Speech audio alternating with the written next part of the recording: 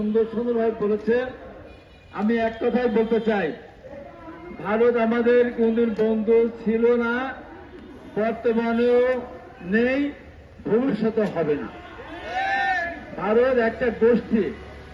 ভারত আওয়ামী লীগের বন্ধু ছিল, এখনো আছে। প্রকৃত বন্ধু বিপদের সময় যে ছেড়ে যায় না, তার সে বন্ধু আর বড় হতে পারে? সারা পৃথিবী যেখানে কেউ জায়গা দিল না, বাংলাদেশের মানুষ যেখানে জায়গা দিচ্ছে না, সেখানে ভারত কত আদরে রেখেছে। তাহলে বুঝতে হবে ভারত বাংলাদেশের বন্ধু না, ভারত আওয়ামী লীগের বন্ধু। বিশেষ একটি মানুষের জন্য ভারতের অন্তরাত্মা কাঁদে। এত বড় ঘটনা ঘটার পর সেই মানুষকে নিয়ে যেভাবে প্রশ্রয় দিয়েছে, আশ্বাস দিচ্ছে। এবং আমি আজকে একটা শুনলাম, সেখানে ভারত প্রস্তুতি নিচ্ছে, সেনাবাহিনী মার্চ করবে, পিছনে পিছনে আওয়ামী লীগ আসবে, ক্ষমতা বসিয়ে দিবে। এবং সেখানে বলা হচ্ছে, যেমন পিনাকি, জনাব মোহাম্মদ পিনাকি যেমন বলছেন যে 2000-এর মধ্যে মানুষ মারা গেছে 71 সালে। ভারতও বলা শুরু করেছে, বাংলাদেশে এই জুলাই আগস্টে কোনো মানুষ মারা যায় নাই, দু একজন মারা গিয়েছে, তাও যারা আন্দোলন করেছে তারাই পিছন থেকে গুলি করেছে। 2 দিন পরে এমন কথা হয়তো বলবে যে শেখ হাসিনাকে বাংলাদেশ থেকে বিতাড়িত করার কারণে ওই দেশের মানুষের বিচার করা হবে। এটা খুব কম লোক দৃশ্য হবে বলে আমি মনে করি না। এই দিন যাচ্ছে। আমি এই বৃষ্টির ভিতরে আপনাদের কষ্ট না দিয়ে শুধু একটি কথা বলে শেষ করতে চাই। আমাকে নিয়ে এই জামাত ইসলাম থেকে শুরু করে বিভিন্ন দলের বড় বড় নেতারা হুঙ্কার দিচ্ছে, অনেক কথা বলছে। আমি যখন আপনাদের সামনে দাঁড়িয়ে বক্তব্য দিচ্ছি, তখন আমি তো ক্যান্টনমেন্টে বন্দি র্যাবের হাতে, 7 বস্তা টাকা, সোনা দানা গহনা সহ। এই যে মিথ্যা কথা, সেটা বলার শেয়ার দেয় এই জামাত ইসলাম, তাদের বড় বড় নেতারা দেখলাম শেয়ার করেছে, লাইক দিয়েছে।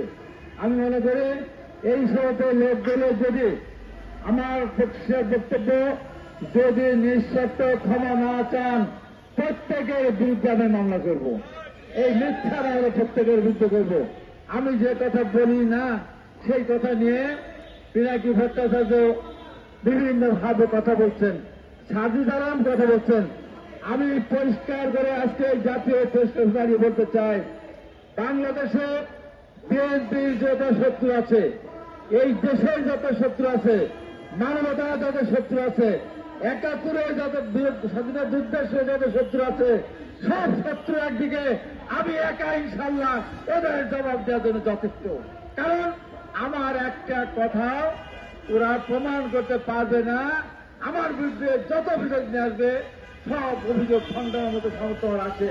তাই আমি বলবো, আমার বিরুদ্ধে বক্তব্য দেওয়ার আপত্তি নেই, কিন্তু দেশনেত্রী বেগম খালেদা জিয়া, আমাদের নেতা জনাব তারেক রহমান, ডাক্তার জুবাইদুর রহমান এবং আমার দলকে নিয়ে আপনি যা ইচ্ছা তাই বলবেন। এইটা যদি বলেন, আমি হাইওয়ান হাবির কথা বলতেই থাকবো। আমার বিরুদ্ধে বলেন, কোনো আপত্তি নেই, কিন্তু অন্যায়ভাবে আমার দলের বিরুদ্ধে, আমার নেতাদের বিরুদ্ধে কথা বলে চলতে চেষ্টা করবেন না। ঢাকায় সব হত্যা হলো, সময় হলো, হাসিনাকে তো যে পথে তারেক যাবে সে পথে দিনের তারা কেওয়া তারেক দিয়া মায়া নাকি একটা বাজার স্লোগান, কি স্লোগান দেয়, চাঁদরে পল্টনে চলে যায় লন্ডনে। কি অভ্যাস ছিল তারেক রহমানের। সেদিন আমাদের অনেক অফিস আক্রমণ করা হলো, আমাদের বিলবোর্ড ভেঙে ফেলা হলো। এই অন্যায় যেন না, আমি সেদিনই বলেছিলাম সাবধান, কিন্তু আমাদের ধৈর্যের সীমা আছে, আমাদের কারো কিছু বলতে চাচ্ছি না। অন্যায়ভাবে এই সমস্ত স্লোগান দেওয়া থেকে বিরত থাকবেন। সামনের দিকে যে কোনো মূল্যে বাংলাদেশে ফের নির্বাচন হবে, সেই নির্বাচনে দেশের মানুষ দেশনেত্রী বেগম খালেদা জিয়া, তারেক রহমান এবং শহীদ রাষ্ট্রপতি জিয়া রহমানের ধানের ভোট দেবে। ইনশাআল্লাহ দেশনেত্রী বেগম খালেদা জিয়া দেশ সেবাকের সুযোগ পাবে।